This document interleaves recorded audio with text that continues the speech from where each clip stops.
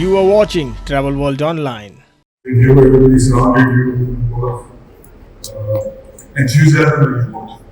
So we really welcome Mr. Gurnani is a global leader, transformed companies, created billion-dollar enterprises, and we're very excited that he's now discussed today.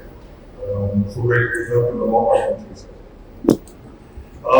Just before I get a background, before we start questions with Mr. Gurnani, we've been over the last couple of years trying to see, particularly post-COVID, how can you reinvent the airline business model?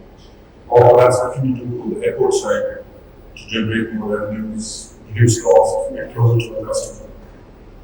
And our view has been that if you look at the airlines are operationally consuming, flying the right aircraft, which we call fleet optimization, to the right place, which we call the network optimization, and then you fly it with the right frequencies, which you call schedule optimization.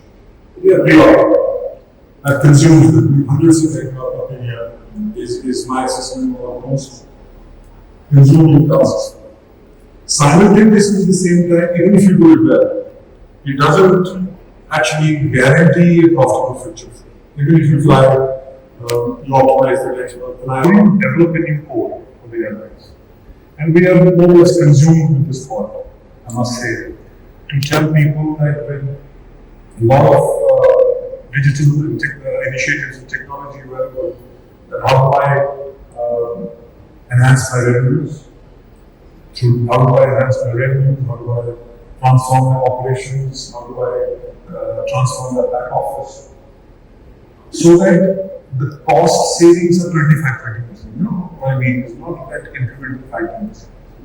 And there are possibly ways to create a very agile revenue management systems which are more intelligent, creating using data applications to, for example, gather more insights from the consumer so that we reward them very properly.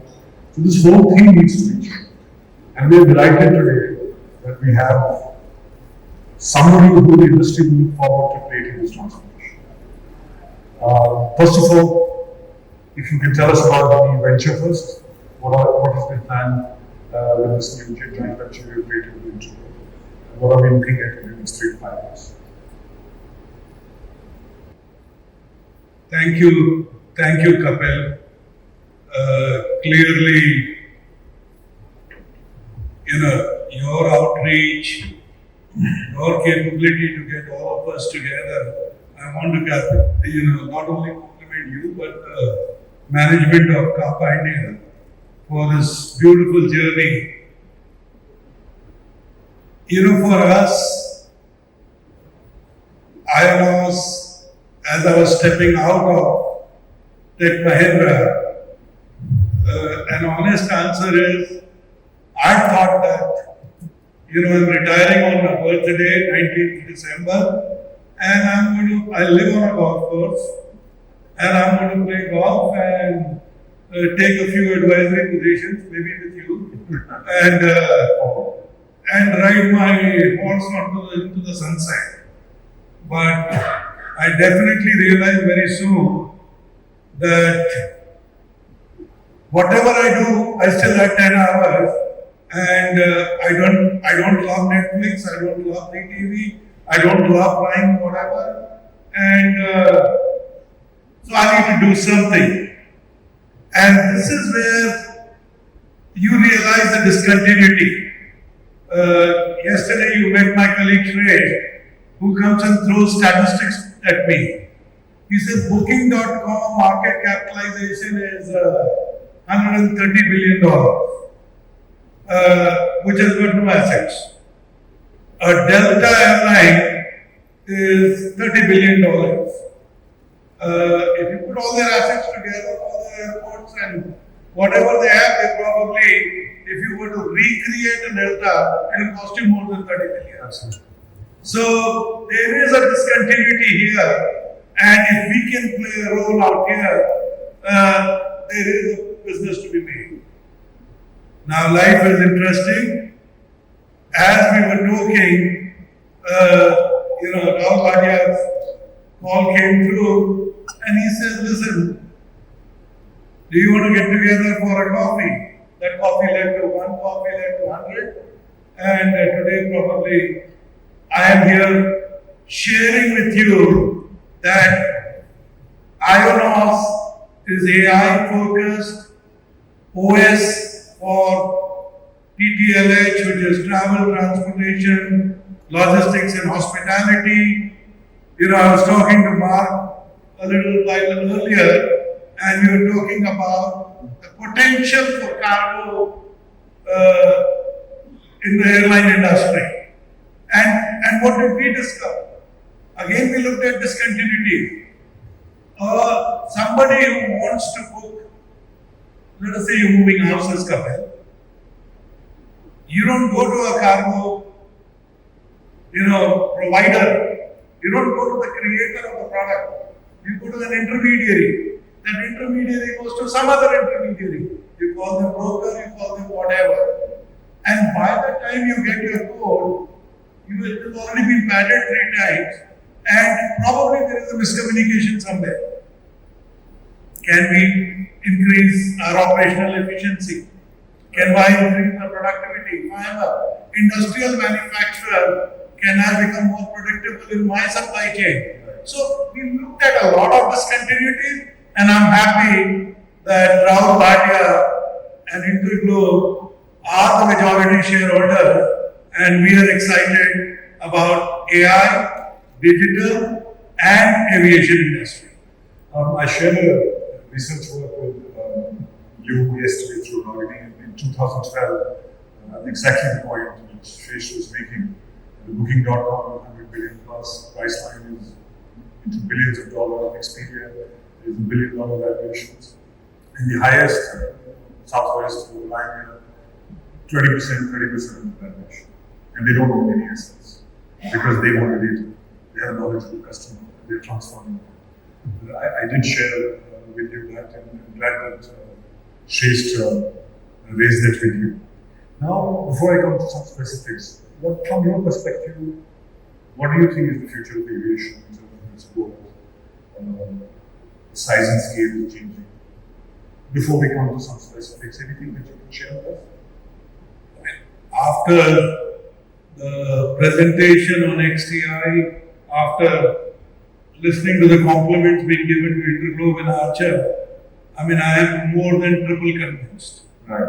I'm just coming out of election, and I look at these number of airports and the number of MP, and I say, isn't there a gap out here? Every MP minimum represents 10 lakh voting citizens. That means that constituency has got minimum 2 million people. Now, if a US can afford 1400 airports, if a London can afford 5 airports, how many airports should India have? What should be our aspiration? When the MOCA says 250, I think it is being less ambitious. Right. We should have more than 540 airports. Now, number 2, if I look at the outstanding aircraft orders of Indigo and Air India, we're talking 1,000 plus. If we go to 540 airports, I think 1,000 plus is less. Right. So that's number 2. Number 3 is, if I start looking at customer as an individual, let us assume that, I don't have the real data, but 500 million passengers. I'm just taking a number. Now, if 500 million passengers, do we know our clients? Can we personalize it? Then I'll start looking at, I met a gentleman, Siddharth, from the Digi Yatra Foundation during coffee break. And I asked him, I said, congratulations, Digi Yatra is a game changer. Digi Yatra clearly shows a determined minister, a determined industry. All the airports and the people who work together, it shows thought leadership. People got together. How did you convince Ministry of Home? How did you convince airports or different airports around the world? How will you convince airline and how would you come to the same data platform? And we started doing some interpolation out there. We started looking at the future and we realized this is not only for airports. It is about cross-border. It is about how do I integrate it with hotels? How do I integrate it with the rest of the multimodal transport? So I think when you look at future, there's one answer: growth, growth, growth. I wanted to the reason I started in the introductory comments is that the growth is high in India. We've seen market doubling up from 14 million 10 times, international almost 10 times. Yet the airlines continue to lose money, except for Indigo, which is exceptionally profitable. Because frankly speaking, they're operationally so consumed with the aircraft. And whatever is being done to make the incremental changes, if there is no, let's say, a step change in changing cost, and where, for example, the digitalization initiatives come into place, we will always have growth, but we will have risks to the balance sheets and the fact that they are not profitable. Current state doesn't allow them to give them the margin of 3 to 5% in the industry average. With your experience having transformed many companies, in spite of the growth airlines lose money, in spite of being 96% load factor, yet people are losing money. How, with your experience, how do we transform this growth into a sustainable, profitable future? And how will the digitalization help in this? Well, there are more knowledgeable people here. So, my coming in from outside can only give you an outside-in view right now. So, when I look at some data points, number one, for an airport, what is the non-aircraft revenue? Now, when I walk across a Gurnani airport or a GMR airport, I feel very proud. Because what do I see out there? I see an MRO as an industrial complex. When I see an airport, I see it as a smart city. When I see the retail, I see it as a Marks and Spencer or any other good retail outlet. When I see their food mall, I went to the Bangalore airport. I was delighted to see P.F. Chang out there. It just happens to be my favorite Chinese restaurant when I am traveling overseas. So I'm just amazed at how beautifully India Incorporated has started capturing non-aviation revenue. Now, similarly for airlines, look at their what is called passage, the ancillary revenue. Best airlines are at 10%. Why you have a passenger for an average with you for 2 hours? Why should you have a non-passenger revenue of 10%? Yeah. So I am just giving you an outside-in view. I am not saying that there are no operating efficiency. Let's look at the IT budgets. I'm surprised that we run such large airlines and our IT budgets are so little. We do not focus on personalization. Certain things, where are the multimodal transports? I have only met this young woman here who talked about money is my motive. I will sell a bus ticket and I'll sell an airline ticket and I will integrate a bus and an airline. Now this young airline with 2 aircrafts can talk about integrating bus and the. Think about Indian Railways, the bus and the airline getting integrated. Look at the revenue cycle that is available. Yes. So spend money on digital and look at the obvious facts. In terms of, from your perspective, what do we expect in terms of technology in aviation, next steps in technology in aviation? Again, Kapil, look back. Actually, technology and aviation has been more in the forefront than anyone else. Look at your pilot training. How much of pilot training is simulated? And think about it. When did that industry happen? All the Byju's talking about offline and online training, I mean, we have been doing it in aviation sector. We were talking digital twins. I mean, this is your digital twin. You're talking about AR, VR. This is your AR, VR. I mean, you simulated a cockpit much before and a complex piece of machinery before anyone else in the industry. Think about the operating system of your aircraft. I mean, can you imagine how complex it is? Yes. And that, I think if we start bringing it to our ground operations, into our flight operations, into our cargo management, into our aircraft handling, into our disaster management, into our crew management, into our revenue management, I think the answer is here.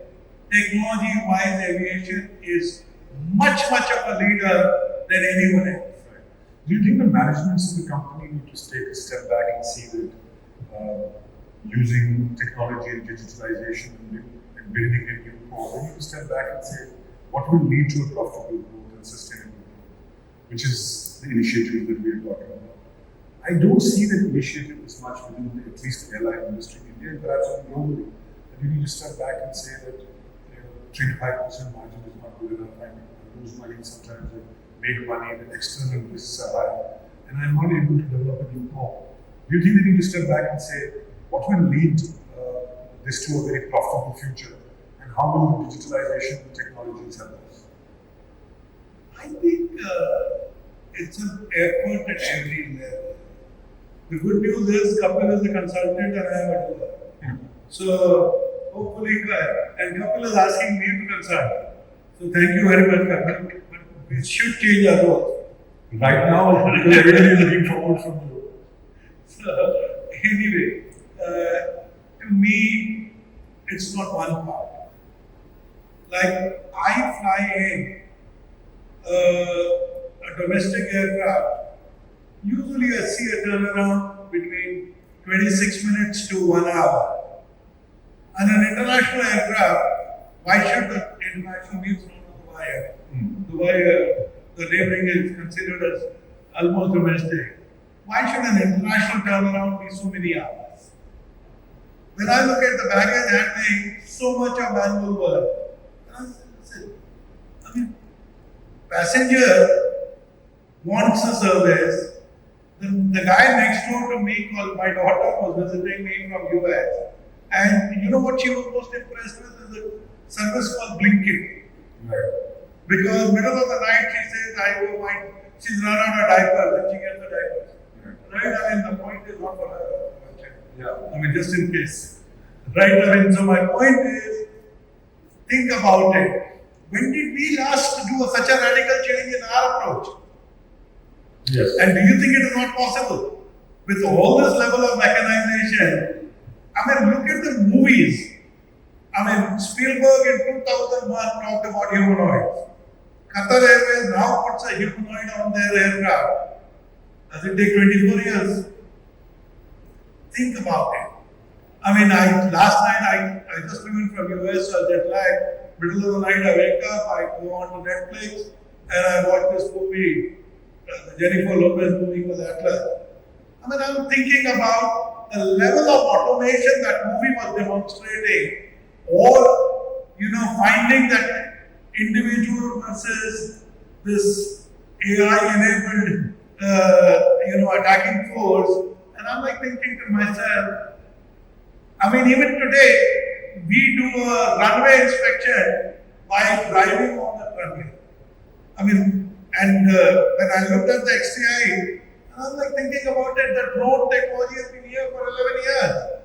Why is the drone not doing that job? So my point is, we will have to question each and every cost and then come to a conclusion which are the area and how we can be efficient. I think there is a room everywhere and digital. I know you have certain views about data, but I can also tell you is that if data applied in the right way, there are answers. Right. No, so that's exactly my point. You said 24 years for Qatar to incorporate would happen 24 years back. We have been risk averse as an airline, I would say. The way I see airlines operating, people like you dramatically change that. My second question is, how does the digital front end integrate with the digital back end? Kapil is trying to fix a lot of things. One is making airlines profitable, making passengers get good service, and there are these, the best part is data, back-end and front-end integration has been an exercise since at least I got into the industry, and which was many years ago. If you all remember, relational databases was 1979. 2012-13 was Snowflake, Databricks, MongoDB, which is again really trying to find a silo, how to fix the front end with the back end. Number third, if you look at, some of these applications, whether it is Digiyatra, even today, the effort required for Digiyatra to harmonize the database with the airline, how much of the gap it is today. Think about it. Will they be able to do it cross-border? Yes, it is possible. So my personal feeling is, in the hotel industry, we have a loyalty program. We are supposed to know the individual. We give them status platinum, or we give them a platinum desk. Now, a Digiyatra has proven to you that your face is your passport. Your face is what everybody can recognize. Now, why can't that face become a check-in at the hotel? So my point is,